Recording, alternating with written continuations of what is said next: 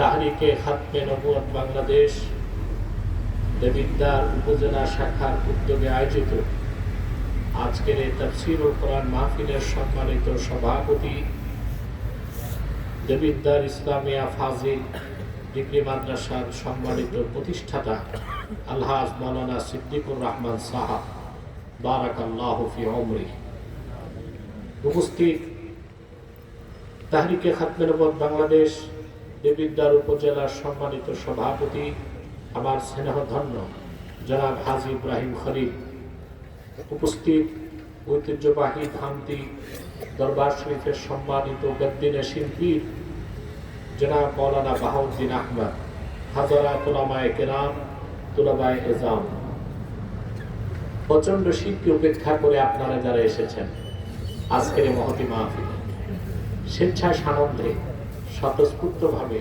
মনের আনন্দে শুধুমাত্র আল্লাহ তার রসুলের সন্তুষ্টি অর্জনের জন্য কোরআন থেকে ইলম অর্জন করতে, তাদের সকলকে আমার পক্ষ থেকে হৃদয় নিংড়ানো ভালোবাসা, শুভেচ্ছা এবং অভিনন্দন জ্ঞাপন করছি।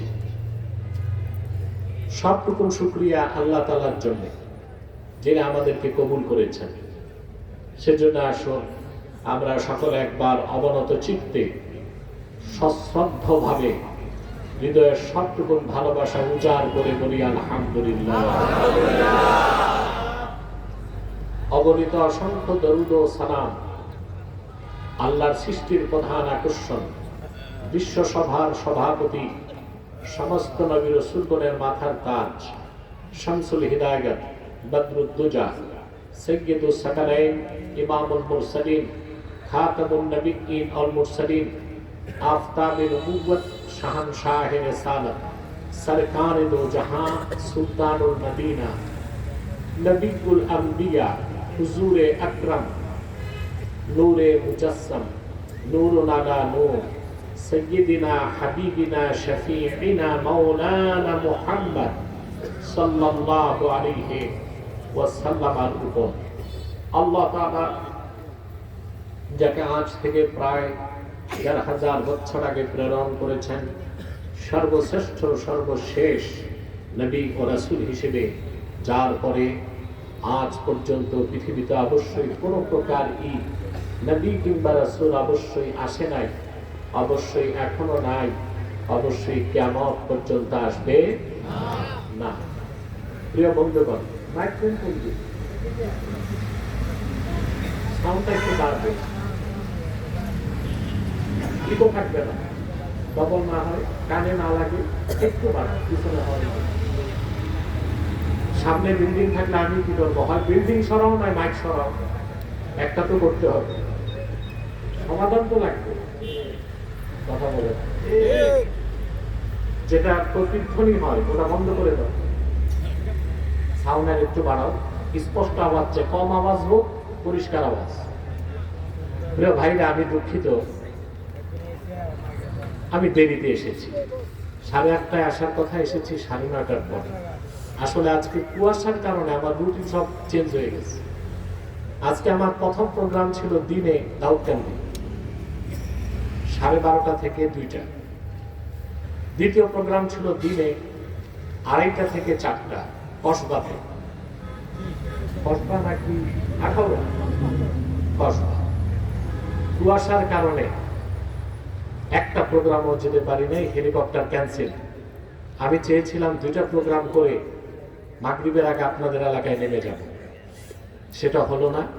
আসতে আমার খুব দেরি হয়েছে। আপনাদের পথঘাট খুব খারাপ, এই পথ আমার মনে হয় তৃতীয় বিশ্বযুদ্ধে যে বোমা পড়ছে এরপর আর ঠিক হয় না। এখন কোনো ইলেক্টেড গভর্নমেন্ট দেশে নাই, এটা ঠিক, কিন্তু সরকার বলে একটা কিছু তো আছে, আছে না? এরা কি শুধু বেতন নেয় আর ঘুমায় কিনা আমার সন্দেহ লাগে। কোনো কাজ নাই, অন্তত মোটামুটি চলার মতো সড়কের কাজটা হওয়া উচিত ছিল। আমি তো আপনাদের পরামর্শ দিব, গর্ভবতী কোনো মহিলাকে এই সড়কে কুমিল্লা নিবেন না, তাহলে আর হাসপাতাল যেতে হবে না। এতটা অবস্থা খারাপ সড়কের। আল্লাহ হেদায়েত করুন। দ্বিতীয়, আমি আনন্দিত, প্রায় 1 যুগ পর আমি এই দেবিদ্বার শহরে এসেছি।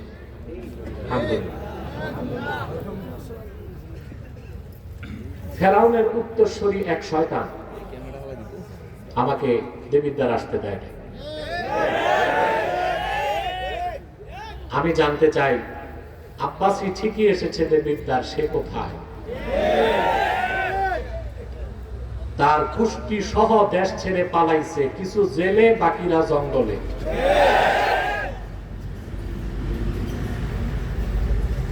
যারা আল্লাহর কোরআনের দাওয়াত মানুষের কাছে পৌঁছায়, তাদেরকে ডিলিট করা যায় না, স্কিপ করা যায় না, তাদেরকে হত্যা করা যায়।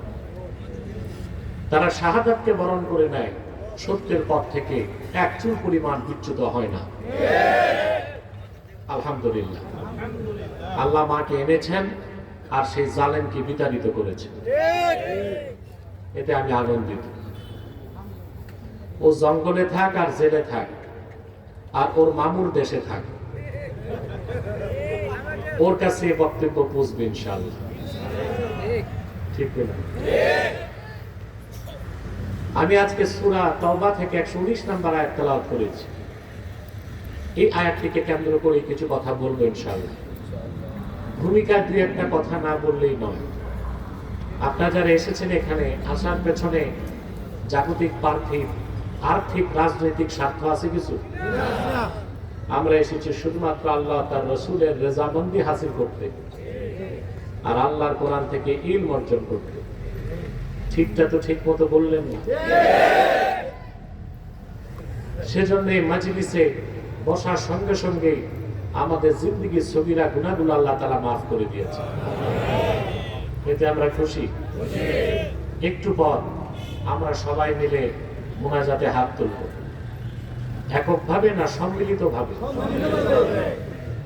একক দোয়া কবুল হতেও পারে, নাও হতে পারে, কিন্তু রাসূলুল্লাহর উম্মতের ঈমানদারদের সম্মিলিত দোয়া আল্লাহ ফেরত দেন না, সাথে সাথে কবুল করেন। মুআজ্জাম তাবারানীতে একটা হাদিস এসেছে, রাসূলুল্লাহ সাল্লাল্লাহু আলাইহি ওয়াসাল্লাম ইরশাদ করেছেন, মা রাফা'a কওমুন আকুফাহুম ইলাল্লাহি তাআলা ইয়াসআলুনাহু শাইআন ইল্লা কানা হাক্কান আলাল্লাহি আন ইয়াদা ফি আইদিহিম আল্লাযী সাআলুহু। আল্লাহর হাবিব ইরশাদ করেছেন, আমার উম্মতের কোন একটি দল যদি আল্লাহর কাছে হাত তুলে সম্মিলিতভাবে কিছু চায়, আল্লাহর উপর হক হয়ে যায়, তাদের হাতগুলোতে তারা যা চায় আল্লাহ তা দিয়ে দেয়। সম্মিলিত মুনাজাত জায়েজ না না জায়েজ? ওকে হাদিস আছে? যারা বেদাত বলে তারা হাদিস সম্পর্কে অজ্ঞ। নামাজের পরও সম্মিলিত মুনাজাত জায়েজ সুন্নাহ, ওয়াজের পরও সম্মিলিত মুনাজাত জায়েজ এবং সুন্নাহ। তা আমরা যখন দোয়ায় হাত তুলব, আমাদের জিন্দেগির গুনাহগুলো মাফ হয়ে যাবে, তওবা কবুল হয়ে যাবে, আমরা খুশি। বেজার শুধু শয়তান। বেজার কি? স্পিকার চলে, স্পিকার দিতে পারো। শয়তানকে, শয়তান বেজার। শয়তানের এখন একটা প্রজেক্ট চালু আছে, মুনাজাতের আগে আপনাদের উঠানো যায় কিনা। আমরা সুযোগ দিব শয়তানকে? আমরা ন্যাক নিয়ত করে শয়তানের নাপাক গালে একটা চপেটা ঘাত করতে চাই। আমরা নিয়ত করছি, বাস ঠিক আছে, আর ধরো না। আমরা নিয়ত করছি কিছুক্ষণ পরে আজকের মুনাজাত করে গুনাহ মাফ করে নিষ্পাপ বেহেশতে আল্লাহ ওয়ালা হয়ে বাড়ি যেতে চাই। কারা কারা হাত তুলে আল্লাহকে দেখো, হাত লম্বা করেন। আল্লাহ কবুল করুক, মঞ্জুর করুক। আসুন আলোচনায় প্রবেশ করছি, আমার সঙ্গে আপনারাও পড়ুন। আউযু বিল্লাহি মিনাশ শাইতানির রাজীম। বিসমিল্লাহির রাহমানির রাহিম। ইয়া أيها الذين آمنوا اتقوا الله وكونوا مع الصادقين সূরা তাওবা আয়াত নম্বর 119। আল্লাহ তাআলা বলেন, হে ঈমানদারগণ, বিশ্বাসীগণ, তোমরা মহান আল্লাহকে ভয় করো, ওয়াকুনু মা'আস সাদিকিন, আর সত্যবাদীদের সঙ্গী হও। একটি আয়াতে দুইটি নির্দেশ। কয়টি নির্দেশ? একটি হচ্ছে আল্লাহকে ভয় করো, আরেকটা হচ্ছে সত্যবাদীদের সঙ্গী হও। সুবহানাল্লাহ। কোন মানুষ যদি ঈমান আনার পর আল্লাহকে ভয় করে, আল্লাহ তাকে দুনিয়ায় নগদ 4টা জিনিস দিবেন। কয়টা জিনিস? সুবহানাল্লাহ। প্রথম হচ্ছে ইজ্জত, রাহমাত, কুওয়াত, দৌলত। সুবহানাল্লাহ। আর কিছু লাগে? কয়টা জিনিস? প্রথম হচ্ছে ইজ্জত, সকল সম্মান তাকওয়ার পথে। আল্লাহকে যে ভয় পায়, যত বেশি ভয় পায় তার সম্মান তত বাড়ে। কোরআনে কারীম আল্লাহ তাআলা বলেন, ইয়া আইয়ুহান নাসু ইন্না খালাকনাকুম মিন যাকারিন ওয়া উনসা وجعلناكم شعوبا وقبائل لتعارفوا إن أكرمكم عند الله يتقاكم। আল্লাহ রাব্বুল আলামিন বলেন, ও হে মানব জাতি, আমি তোমাদেরকে সৃষ্টি করেছি একজন নর থেকে, আরেকজন নারী থেকে। অতঃপর বিভিন্ন বংশ এবং গোত্রে তোমাদেরকে বিন্যস্ত করেছি। নিশ্চয় তোমাদের মধ্যে আল্লাহর কাছে তার দাম বেশি, যার অন্তরে আল্লাহর ভয় বেশি। সুবহানাল্লাহ বলতে কষ্ট হয়। ভয়েসকে রেজ করে বলেন সুবহানাল্লাহ। আমি বুঝছি শীতে নরম হয়ে গেছে, শীতটা খুব বেশি পড়ে গেছে 2 দিন, ঠিক কিনা? প্রিয় ভাইরা, আল্লাহ বললেন, মুমিনদের মধ্যে যার অন্তরে আল্লাহর ভয় বেশি, তাকওয়া বেশি, তার মর্যাদা বেশি। সুবহানাল্লাহ। ঈমান আনার পরে ইসলামের দৃষ্টিতে মর্যাদার মানদণ্ড হচ্ছে তাকওয়া। কে আরবি, কে অনারবি, কে উচ্চ বংশের, কে নিম্ন বংশের, কে শ্বেতাঙ্গ, কে কৃষ্ণাঙ্গ, এগুলোর কোনো মানদণ্ড না। শ্রেষ্ঠত্বের মানদণ্ড তাকওয়া। সুবহানাল্লাহ। আল্লাহ কয়টা জিনিস দিবেন? প্রথম হচ্ছে ইজ্জত, 2 নাম্বার হচ্ছে রাহমাত। যারা আল্লাহকে ভয় করবে দুনিয়ায় ঈমান আনার পরে, সৎকর্মশীল হবে ও সুন্দরভাবে জীবন যাপন করবে শরীয়ত মোতাবেক, আল্লাহর রহমত তাদের জন্য ওয়াজিব হয়ে যায়। আল্লাহ রাব্বুল আলামিন বলেন, ইন্না রাহমাতাল্লাহি করিবুম মিনাল মুহসিনিন। তার মানে ইন্না রাহমাতাল্লাহি করিবুম মিনাল মুত্তাকিন। ঈমান আনার পরে মহান আল্লাহকে যারা অন্তর থেকে ভয় করে সৎ কর্মশীল হয়ে যায়, আল্লাহর রহমত তাদের নিকটবর্তী। বলেন সুবহানাল্লাহ। কয়টা জিনিস? জোরে গরম করতে হবে। ইজ্জত, রাহমাত, 3 নাম্বার হচ্ছে কুওয়াত। সুবহানাল্লাহ। পাগল ছাড়া পৃথিবীতে এমন কোন মানুষ নাই যে সম্মান চায় না, শক্তি চায় না। আছে? কথা বলেন। পাগল ছাড়া কেউ নাই যে সম্মান চায় না, শক্তি চায় না। এগুলো বন্ধ, ফোন বন্ধ, টোটাল বন্ধ। স্টেজে ফোন, মোবাইল। কিন্তু মুমিনের শক্তিটা আসে আল্লাহর কাছ থেকে। সুবহানাল্লাহ বলেন। কুওয়াত। এই পৃথিবীতে মানুষ শক্তির জন্য 4টা জিনিস তালাশ করে। বস্তুবাদীরা, প্রকৃতি পূজারীরা, তথাকথিত সুশীল সমাজ, প্রগতিশীল আধুনিক মানুষ কয়টা জিনিসের শক্তি খোঁজে? জোরে। ফোন বন্ধ, টোটাল ফোন বন্ধ স্টেজে। মানুষ শক্তি খুঁজে কয় জায়গায়? মানি, টাকা। টাকা যার আছে আমরা মনে করি তার প্রবল শক্তি। আদালত, পুলিশ, জনগণ সব তো তার হাতে পকেটে।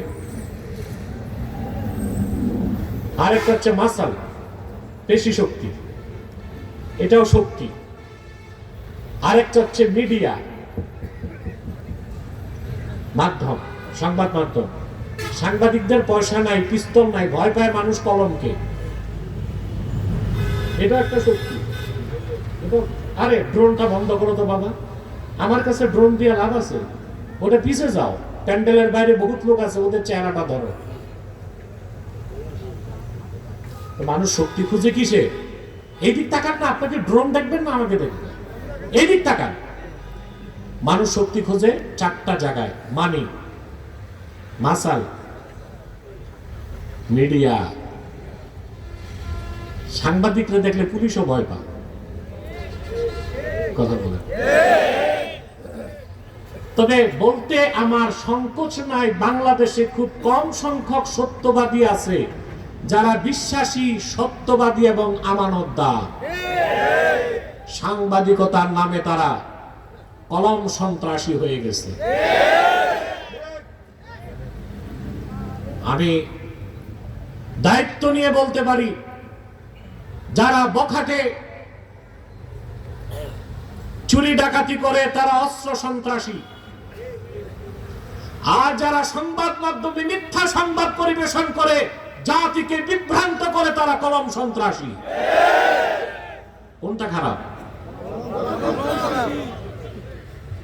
এই জন্য মানুষ সাংবাদিককে ভয় পায়। তবে আমি একটুও ভয় পাই না। আমি মনে করি আমি সত্যের উপর আছি, কি লিখবে আমার বিরুদ্ধে? বহুত লেখছে। এমন কোন একটা চ্যানেল বাংলাদেশে নাই বিগত 16 বছর আমার বিরুদ্ধে কিছু না কিছু বলে নাই, বলছে। এতে আমার কিছু আসে যায় না। সত্যের উপর অবিচল থাকলে মিথ্যা কিছুই করতে পারে। তো শক্তি খুঁজে মানুষ কয় জায়গায়? মানি, মাসাল, মিডিয়া, আর হচ্ছে ম্যান্ডেট। আর কি? এটা হচ্ছে 4M থিওরি। কি? 4M theory. 4 নাম্বার হচ্ছে ম্যান্ডেট। এখানেও মানুষ শক্তি খুঁজে। যেমন জনপ্রতিনিধি, জনগণের ম্যান্ডেট নিয়ে সে সংসদ সদস্য হয়, এটা একটা শক্তি, ঠিক না? কিন্তু আমার ভাইয়েরা, যার ঈমান নাই, তাকওয়া নাই, তার এই শক্তি কি মানি, কি মাসাল, কি ম্যান্ডেট, কি মিডিয়া তাকে চূড়ান্ত সম্মান দিতে পারে না। সেজন্য আমরা দেখি এই পৃথিবীতে শক্তিগুলো যাদের আছে তারা পৃথিবীর মানুষের কাছে সবচেয়ে নিন্দিত। বিগতকালে শক্তি দিয়া যারা উদ্যত্ত করেছে, জুলুম করেছে মানুষের উপর, তারা আজকে নিজের বাড়িতেও শান্তিতে ঘুমাতে পারে না। এটা কেমন সম্মান? এই যে মানি, মাসাল, ম্যান্ডেট, মিডিয়া, এগুলো যাদের ছিল ওদের আগে পিছে পুলিশ দৌড়াইতো, ঠিক না? লাল গালিচার সংবর্ধনা দিত। আর এখন ওই পুলিশই তাদেরকে হ্যান্ডকাপ লাগায় চোরের মতো আদালতে উঠায়। এই হচ্ছে সম্মান। আজ আছে, কাল নাই। বাংলাদেশের 1000 বছর আগের ইতিহাস দেখুন, এখন পর্যন্ত কত রাজা বাদশাহ শাসক চলে গেল, তাদের কোনো ইতিহাস নাই। কিন্তু 800 বছর আগে শাহজালাল ইয়ামানি ইতিহাস সৃষ্টি করে গেছে। শাহ ফারহান, শাহ মাখদুম ইতিহাসকে রচনা করে গেছেন। শাহ কারামাত আলী জনপুরি রাহিমাহুল্লাহ ইতিহাস তৈরি করে গেছেন। তারাই হচ্ছে আসল রাজা বাদশাহ। দুনিয়াতে সম্মান, আখেরাতে মর্যাদা। সুবহানাল্লাহ। এটা হচ্ছে আসলটা হচ্ছে তাকওয়ার পথে। সুবহানাল্লাহ। আমরা ওই 4টা চাই না, আমরা ওই 4টা চাই যেটা আল্লাহ দিবেন। রাহমাত, ইজ্জাত, 3 নাম্বার কুওয়াত। শক্তি কে দেন? আল্লাহ। আল্লাহ যে শক্তি দেন এটা মোকাবেলা করা যায় ভাই? ফেরাউন ছিল প্রচন্ড ক্ষমতাধর এক কুলাঙ্গার। তার যে টেরিটরি, ভূখণ্ড ছিল মিশরে 9.5 লক্ষ বর্গ মাইল। কত বড় টেরিটরি! তারপর তার ছিল ঘোড়সওয়ার বাহিনী 80,000। ফেরাউনের আবার উপদেষ্টা পরিষদ ছিল। এখন আছে না উপদেষ্টা পরিষদ? আছে। ফেরাউনেরও ছিল। হাসলেন কেন? ফেরাউনের পলিটিক্যাল অ্যাডভাইজার, রাজনৈতিক উপদেষ্টা ছিল হামান, আর তার ফাইন্যান্সিয়াল অ্যাডভাইজার, অর্থনৈতিক উপদেষ্টা ছিল কারুন। বুঝতে পারছেন? তার উপদেষ্টা পরিষদ ছিল, টাকা ছিল, পয়সা ছিল, সব শক্তি ছিল। আল্লাহ রাব্বুল আলামিন মুসা নবীকে ডাক দিয়ে বললেন, ইযহাব ইলা ফিরআউনা ইন্নাহু তাগা। মুসা, তুমি দ্রুত ফেরাউনের কাছে যাও, সে সীমা লঙ্ঘন করেছে। সে কি করছে?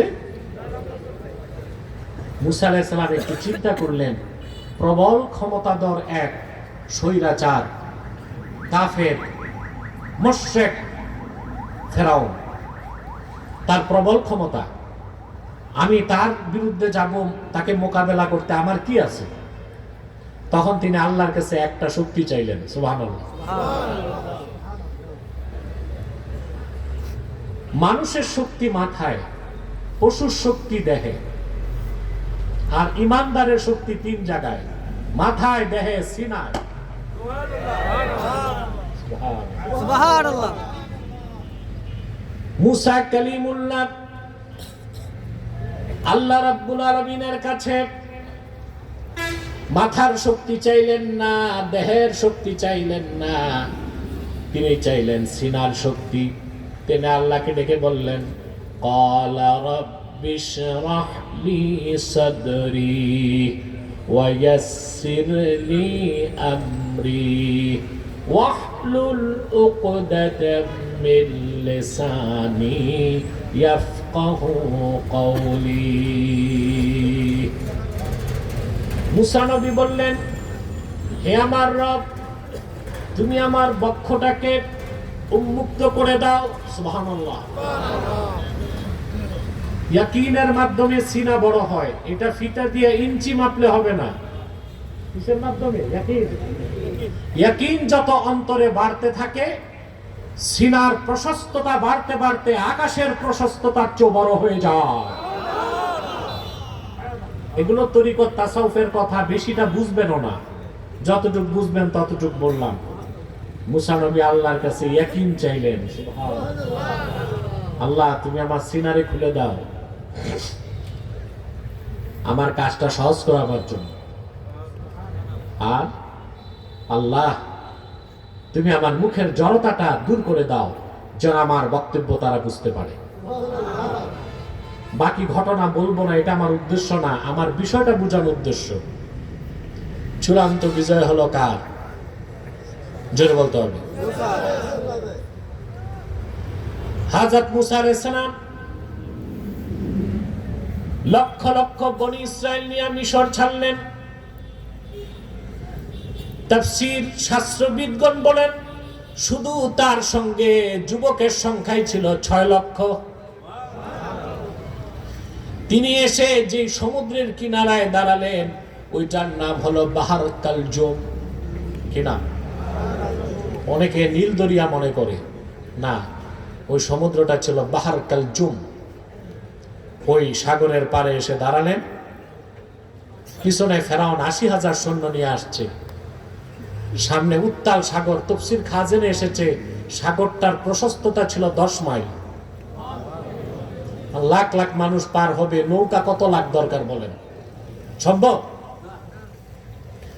আল্লাহ পাক বলেন, ক্বালা আসহাবু মূসা ইন্না লামুদরাকুন।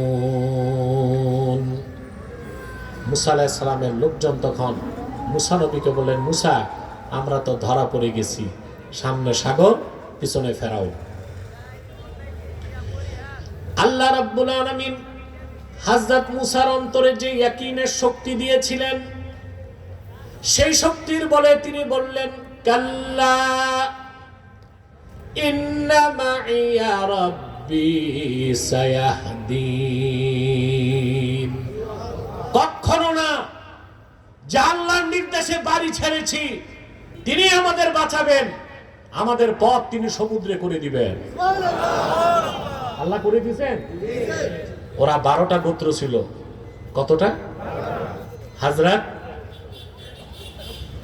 ইয়াকুব আলাইহিস সালামের 12 সন্তান ছিল। কয় সন্তান? 12 সন্তান। এই 12 সন্তান থেকে 12টা গোত্র, এরই বনি ইসরাইল। এদেরকে কোরআন শরীফে বলা হয়েছে আসবাত। কি বলা হয়েছে? এখন ওই 12 গোত্রের মধ্যে আবার দ্বন্দ্ব ছিল। কি ছিল? ওরা মুসা নবীকে বলছে, আমরা এই 12 গোত্র এক পথে যাব না, আলাদা পথ চাই। আল্লাহর হুকুমে সমুদ্রের শুকনা 12টা পথ হয়ে গেল। মুসা নবী তার লোকজন নিয়ে ফিলিস্তিন উঠে গেলেন, কেনান চলে গেলেন। সুবহানাল্লাহ। আর ফেরাউন তার গোষ্ঠী সুদ্ধা বাহারকাল জুমে সলিল সমাধি হয়ে গেল। জয় হয়েছে কার? মাসাল, মিডিয়া, ম্যান্ডেট, মানি, রাষ্ট্রশক্তি, প্রচন্ড দুর্দণ্ড প্রতাপ, সিনার শক্তি। রাসূলুল্লাহর প্রত্যেক ঈমানদার উম্মত যদি ঈমান আনার পরে তাকওয়া ভিত্তিক জীবন যাপন করে, আল্লাহ তাদের সিনায় রূহানি শক্তি ঢেলে দেন। বলেন সুবহানাল্লাহ। এই দুনিয়ার কোন অপশক্তি তাদেরকে পরাজিত করতে পারে না। আমাদের হাতিয়ারটাই তো ঈমান আর তাকওয়া। সুবহানাল্লাহ বলেন। আল্লাহ রাব্বুল আলামিন কোরআন কারীমে বলেন, ওয়ালা তাহিনু ওয়ালা তাহজানু ওয়া আনতুমুল আ'লাউনা ইন কুনতুম মুমিনিন। হীনবল হয়ো না, নিরাশ হয়ো না, যদি তোমরা সত্যিকার মুমিন হয়ে থাকো। অবশ্যই তোমরা সমস্ত কাফের মুশরিক বেঈমানদের উপর বিজয় লাভ করবে। আল্লাহর এই কথার প্রমাণ যুগে যুগে মুসলমান পেয়েছে কিনা বলেন? বর্তমান যুগে আমরা দেখলাম এই পৃথিবীর পরাশক্তি আমেরিকা শোচনীয়ভাবে হেরে গেল আফগানিস্তানে। কথা বলে না। বলতে পারেন আমেরিকা তো ভিয়েতনামের কাছেও হারছে। মিডিয়ার ভাইরা ভালো করে কান পেতে শোনো তো, ভিয়েতনামে যারা, ওরা তো কাফের বৌদ্ধ। ভিয়েতনামের ইতিহাস জানেন না। ভিয়েতনামকে পিছন থেকে সাহায্য করছে রাশিয়া এবং চায়না। আমেরিকার পরাজয়টা ভিয়েতনামের কাছে হয় নাই, হয়েছে আরো 2 পরাশক্তির কাছে, রাশিয়া এবং চায়নার কাছে। কিন্তু আফগানিস্তান হচ্ছে গরিব সেই ভূখণ্ড যারা 3 বেলা খেতে পায় না, দুনিয়ার কোন পরাশক্তির সাহায্য পায় নাই। আল্লাহর মদতে এই দুনিয়ার পরাশক্তি আমেরিকাকে পরাজিত করে তার সম্মানকে দুলার সাথে মিশিয়ে দিয়েছে। অতএব ভিয়েতনামের পরাজয় আর আফগানের পরাজয় এক পাল্লায় মাপা যাবে না। আফগানিস্তানের মোল্লাদের কাছে ঈমানের শক্তি আছে। সুবহানাল্লাহ বলবেন। তো তাকওয়া ভিত্তিক জীবন যাপন করলে কয়টা জিনিস পাবেন? আলোচনা বুঝতেছেন? কয়টা? ইজ্জত, রাহমাত, কুওয়াত, 4 নাম্বার দৌলত। সুবহানাল্লাহ। চোর চোরটাও তো খায়। কথা বলেন। কাফের মুশরিকও খায়, গরু ছাগলও খায়, আল্লাহর ওলিরাও খায়। সব কি একরকম? একটা ইজ্জতের সাথে একটা জিল্লতের সাথে। ঠিক কিনা? কি সমস্যা? হ্যাঁ, নিয়ে আসেন ওনাকে, এমপি সাহেবকে।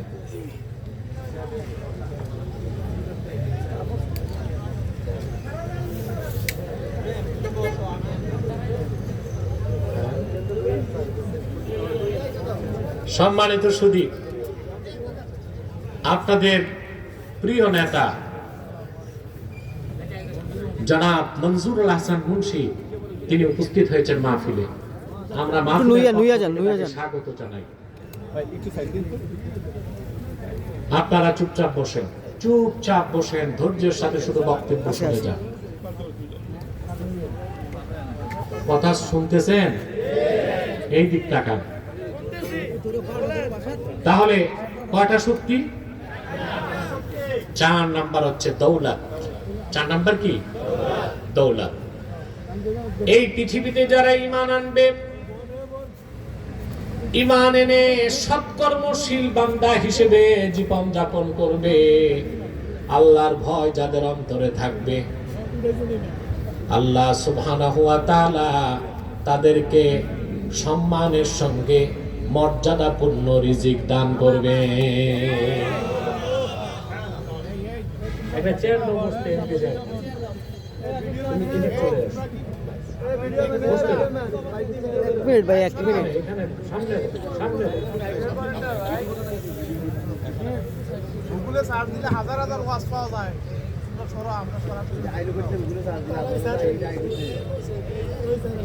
আমি মাহফিলের পক্ষ থেকে তাহরিকে খাতমে নবুওয়াত বাংলাদেশ এই সংগঠনের পক্ষ থেকে, জনতার পক্ষ থেকে তাকে স্বাগত জানাই। তিনি অসুস্থতার মধ্যে এসেছে, বলেন আলহামদুলিল্লাহ। আমরা দোয়া করি আল্লাহ তাকে সুস্থ করে দিন। কথা শুনতেছেন? ও মিয়া, এই তো কয়টা জিনিস? ইজ্জত, রাহমত, কুওয়াত, দৌলত। সুবহানাল্লাহ। ঈমানদার সৎকর্মশীল মুত্তাকিদেরকে আল্লাহ যে দৌলত দেন কোত্থেকে, এটা তারা চিন্তা করতে পারে না। আমি একটা হাদিস শোনাচ্ছি। হাদিসটি সহিহ আল বুখারীতে এসেছে। রাসূলুল্লাহ সাল্লাল্লাহু আলাইহি সাল্লামের একজন জলিলুল কদর সাহাবী ছিলেন।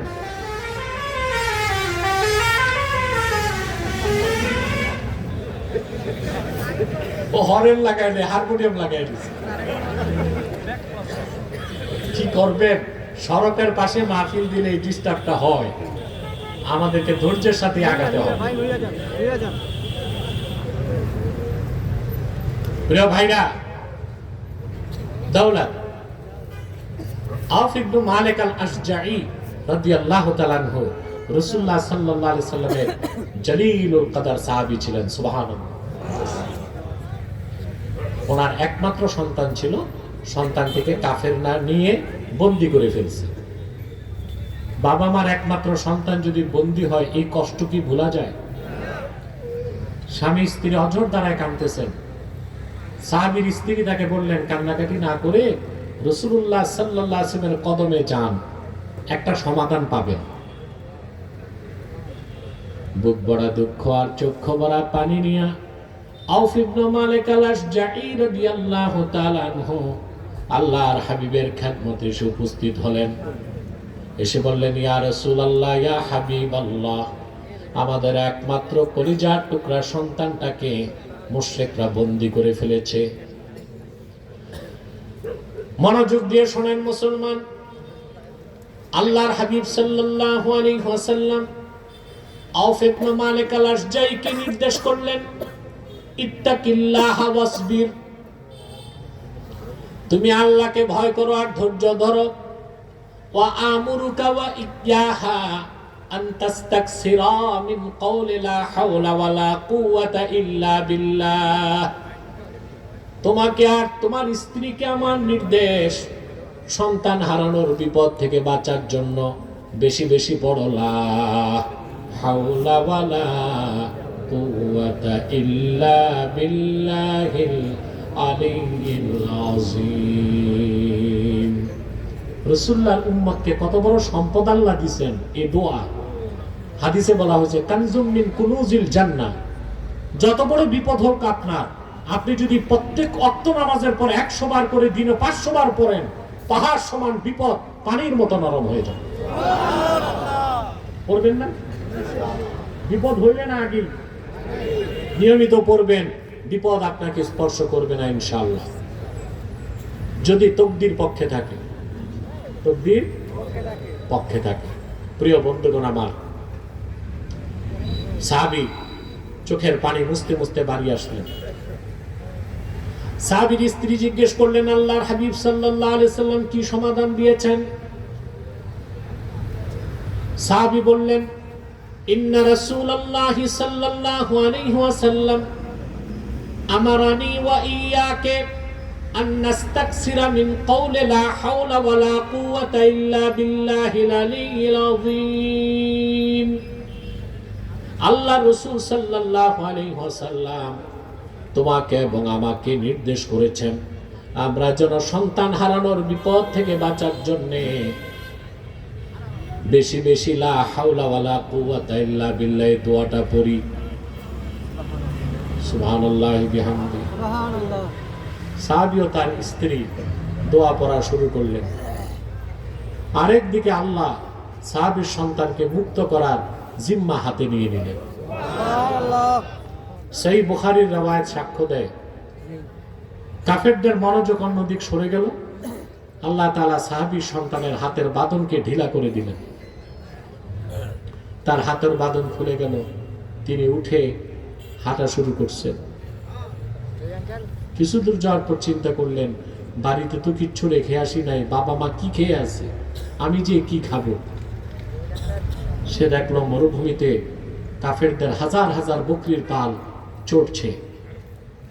কথা বুঝতেছেন? পিছনে যে সে বকরির পালকে বলল, চলো তোমরা আমার সাথে বাড়ি আসো। হাদিস সাক্ষ্য দেয়, আউফ ইবনে মালিক আল-আশজাঈ রাদিয়াল্লাহু তাআলা আনহু কলিজার টুকরা সন্তান তার বাবা মার কোলে ফিরে আসলো, সঙ্গে কাফেরদের 4000 বকরি সাহাবীর বাড়ি চলে গেল। সুবহানাল্লাহ।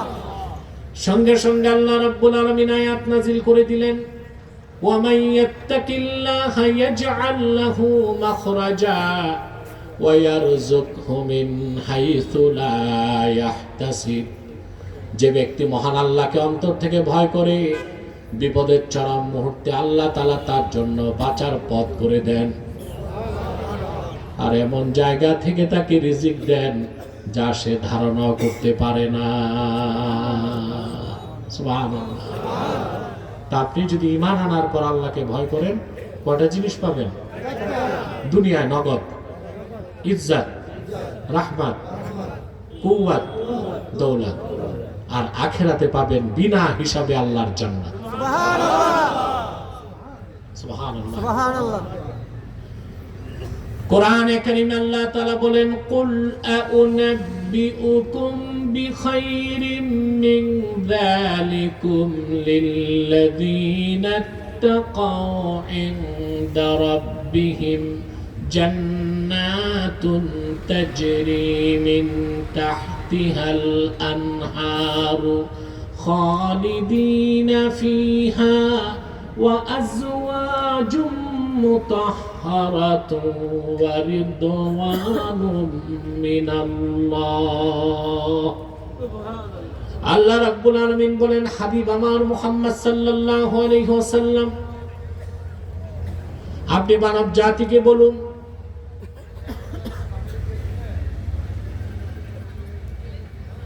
কি অবস্থা, আমি কি মুনাজাত করে দিব না? যে মানুষগুলোর এই 2-4টা মানুষ খুব ডিস্টার্ব এরা। আপনারা বসেন, যারা ডান পাশে আছেন বসেন, ধৈর্য নিয়ে বসেন। বিষয়টা একটা পর্যায়ে গেলে আমি ছেড়ে দিব, বুঝেন নাই? আল্লাহ তাআলা বলেন, হাবিব সাল্লাল্লাহু আলাইহি সাল্লাম আপনি বলুন, এই পৃথিবীর বিত্ত বৈভব সবকিছুর চেয়ে উত্তম যে জিনিস, সে ব্যাপারে তোমাদের কি কি বলবো? তাদের জন্য যারা তাদের রবকে ভয় পায়। ইনদা রাব্বিহিম জান্নাত, তাদের রবের কাছে তাদের জন্য রয়েছে অসংখ্য জান্নাত। খালিদিনা ফিহা, যেখানে তারা চিরকাল থাকবে। ওয়া আজওয়াজুম মুতাহহারা, আর তাদের জন্য রয়েছে সেই জান্নাতে এক একজনের জন্য অসংখ্য স্ত্রী, পবিত্র স্ত্রী। সুবহানাল্লাহ। দুনিয়াতে আপনি কয়টা স্ত্রী নিতে পারেন? একটা, পারলে লাগলে 2টা, পারলে লাগলে 3টা, পারলে লাগলে 4টা, ইনসাফ করতে না পারলে একটা।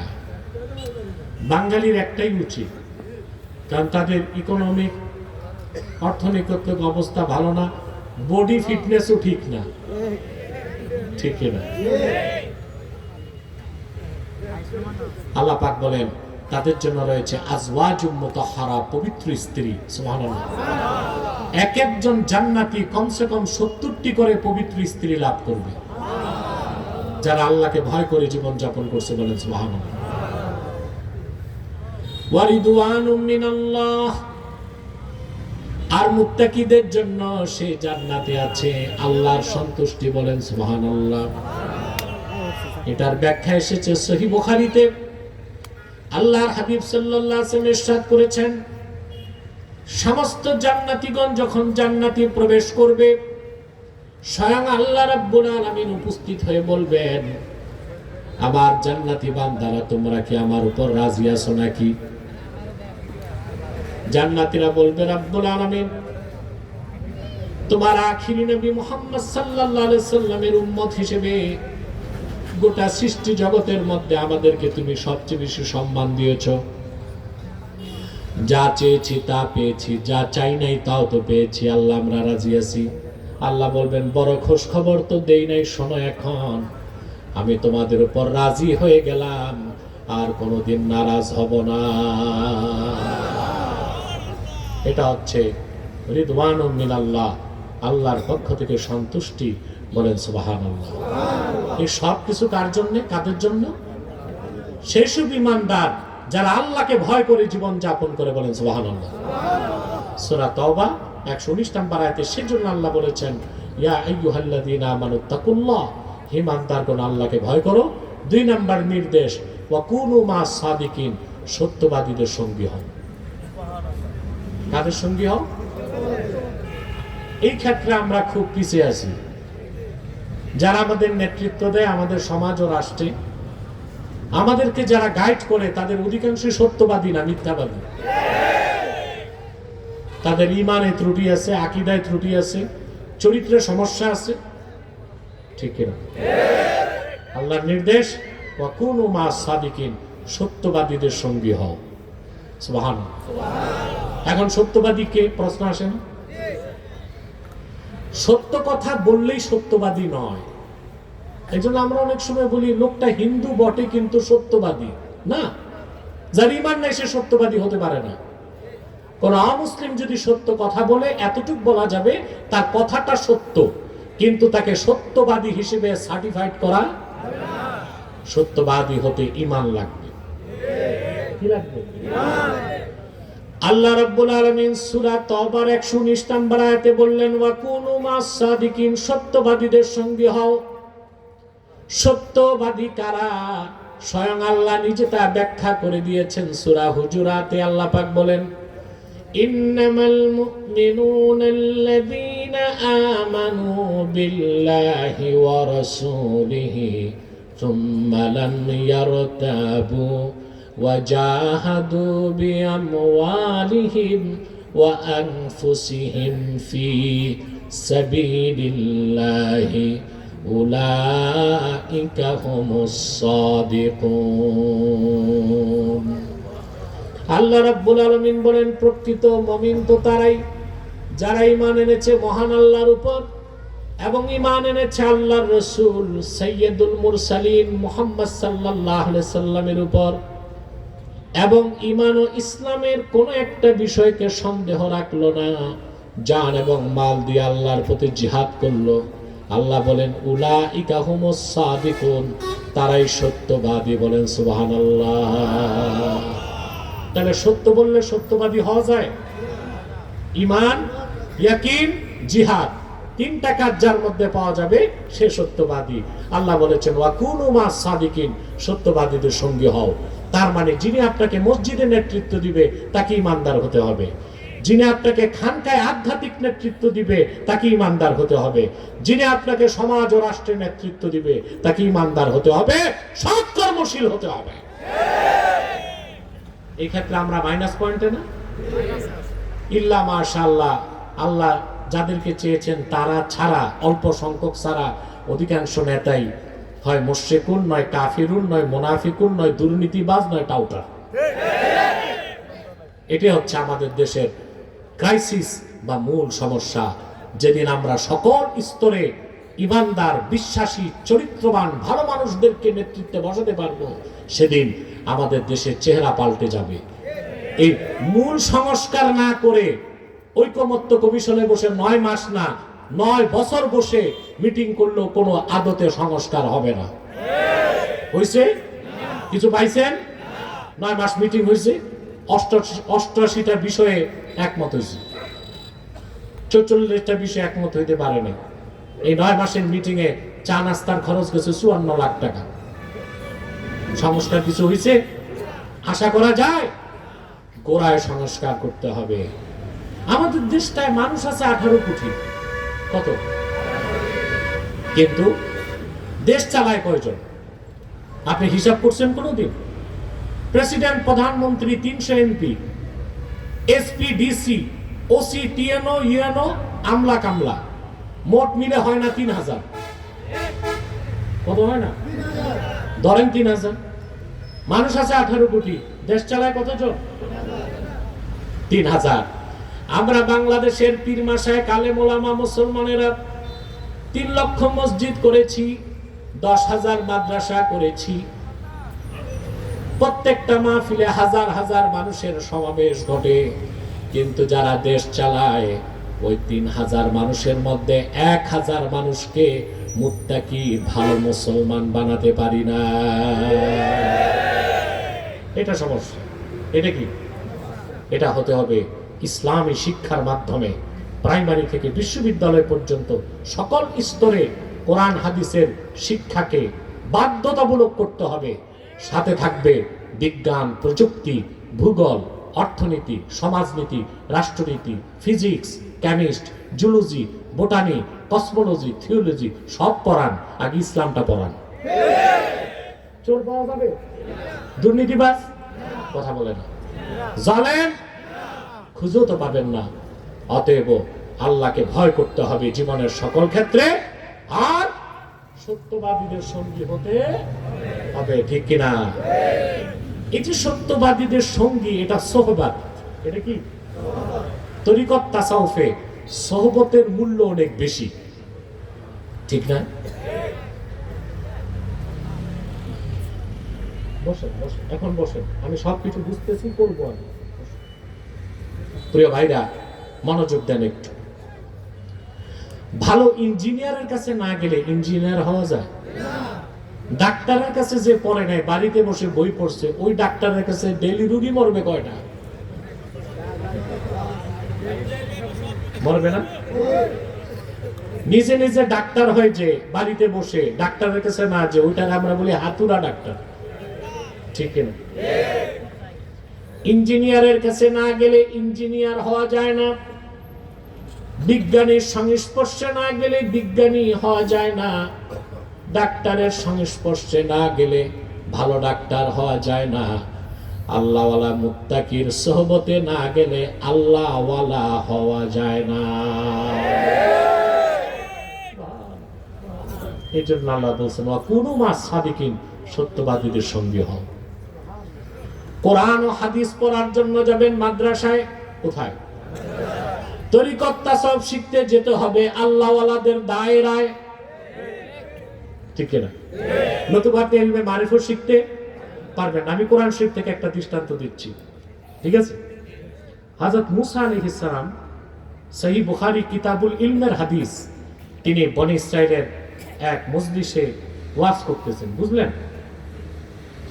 তো বনী ইসরাইলের এক ব্যক্তি দাঁড়ায় গেছে, দাঁড়ায় বলল, ইয়া মুসা, হাল তা'লামু আহাদান আ'লামা মিনকা? তোমার চেয়ে বড় আলেম আছে কেউ, তুমি জানো? আছে নাকি কেউ? তো মুসা নবী বলে ফেলছেন, না, আমার চেয়ে বড় আলেম পৃথিবীতে।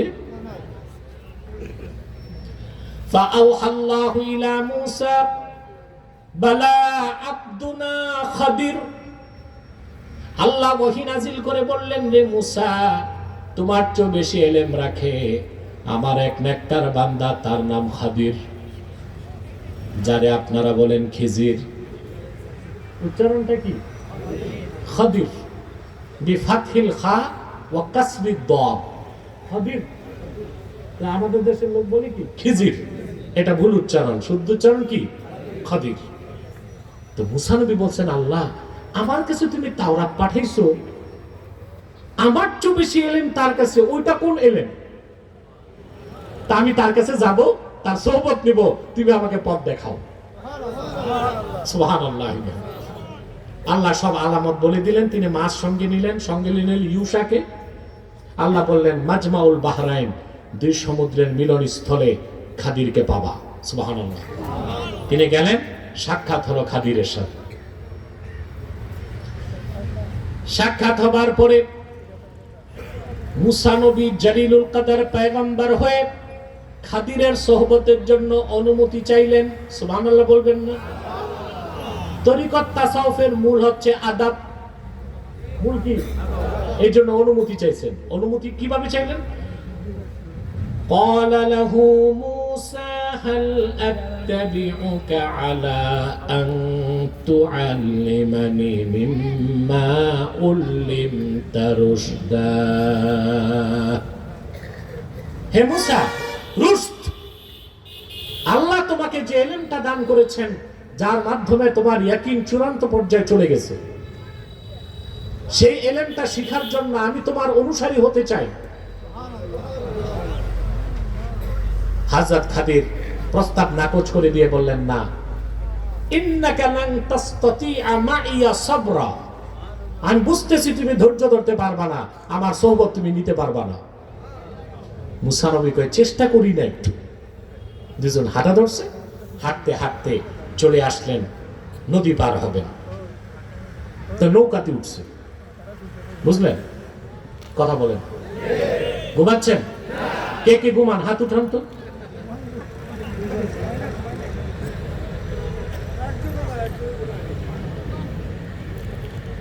বুখারী শরীফের রওয়ায়াতে এসেছে, বিগার নৌল আই বিগার উজরা, দুই বুজুর্গকে পেয়ে নৌকাওয়ালা পয়সায় নেই নেই, বিনা পয়সায় পার করে দিছে।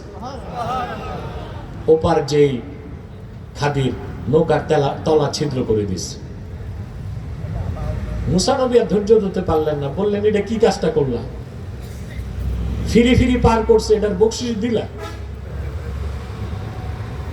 খাদির কে, আমি আলাম আকুল্লাকা ইন্নাকা লান তাসতাতিআ মাইয়া সাবরা, আমি কি বলি নাই তুমি ধৈর্য ধরতে পারবা না? মুসা বললেন, ঠিক আছে, যেটা ভুল হয়েছে তো হয়েছে, আর বাড়াবাড়ি করো না, চলো। সামনে গেছেন, উপস্থিত হলেন এক বিস্তর প্রান্তরে। সেখানে যেয়ে দেখেন বাচ্চারা খেলতেছে। সবচেয়ে সুদর্শন বাচ্চা একটাকে ধরে হযরত খাদির জবাই করে দিছে। এইবার মুসা নবী আর ধৈর্য ধরতে পারলেন না। তিনি বললেন, এটা কি কাজ করছো? قال أقتلت نفسا زكية بغير نفس لقد جئت شيئا نكرا। একটা নিষ্পাপ বাচ্চা, কোনো দোষ নাই, ওরে তুমি মেরে ফেললা, কাজটা খুব খারাপ করছো। খাদির কয়, আমি আগেই বলছিলাম তুমি ধৈর্য ধরতে পারবে না। তো মুসা নবী এবার কমিটমেন্ট করছেন, ঠিক আছে, এরপর প্রশ্ন করলে আর সোহবত দিও না, তুমি তোমার পথে যাবা, আমি আমার পথে যাব। এখন তারা এসে উপস্থিত হয়েছে এক এলাকায়। মুসলিম শরীফে আসছে কারিয়াতুল বুখালা, কৃপণদের এলাকা। এটাই মিশর, ফিলিস্তিন, বুঝলেন, এইসব এলাকাতে। কথা বুঝলেন না? সেখানে এসে তাদের ক্ষুধা লাগছে, লোকজনকে বলে আমাদেরকে একটু খাবার দাবার দাও। কৃপণ লোকগুলো তাদের কোনো খাবার দাবার দিল না। তো হযরত খাদির একটা দেয়াল ভাঙ্গা, দেয়াল, মুসা নবীকে বলে, আসো আমরা দেয়ালটা সংস্কার করি। দুইজন মিলে সুন্দর করে দেওয়ালটা বানাই দিস। এইবার মুসা নবীর আর সহ্য হয় না। ফিরি নৌকা পার হয়ে তলা ছিদ্র করছো, নিষ্পাপ বাচ্চাটারে কতল করছো, আর যারা আমাদের খাবার দাবার দিল না, বিনা পয়সায় ওয়াল তুলতে কে বলছে?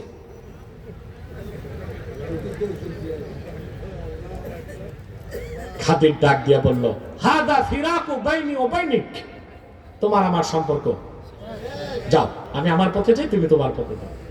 এখন তিন কাজের ব্যাখ্যা তো লাগবে।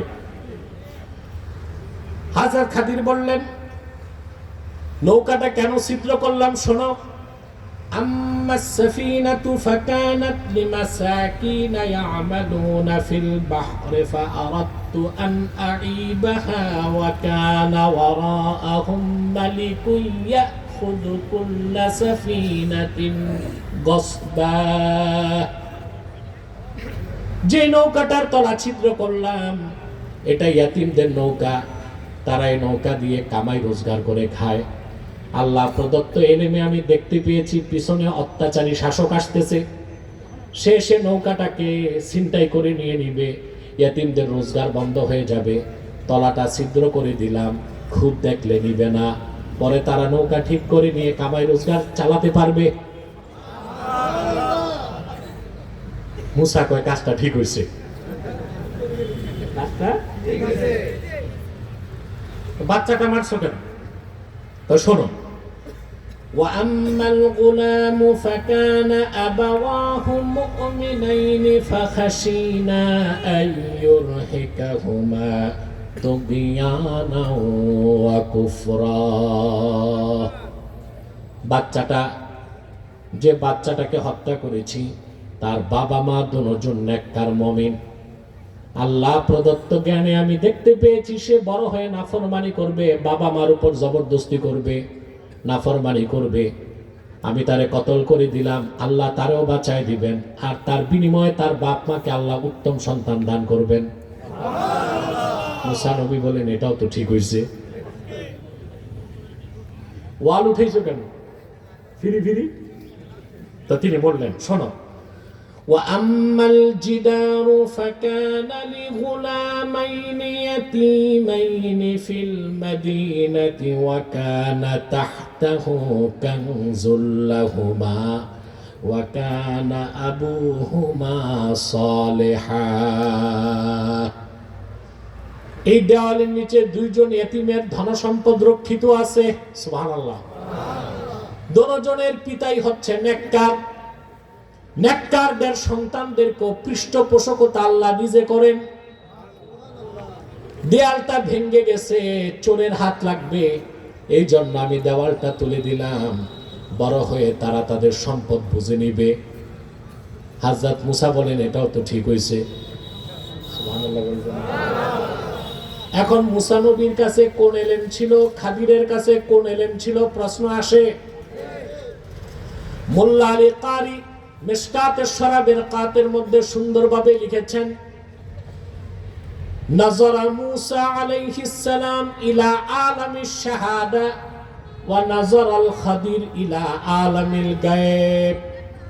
মুসা নবীর দৃষ্টি ছিল আলামে শাহাদা শরীয়তের দিকে, আর খাদিরের দৃষ্টি ছিল আলামুল গায়ব মারিফতের দিকে।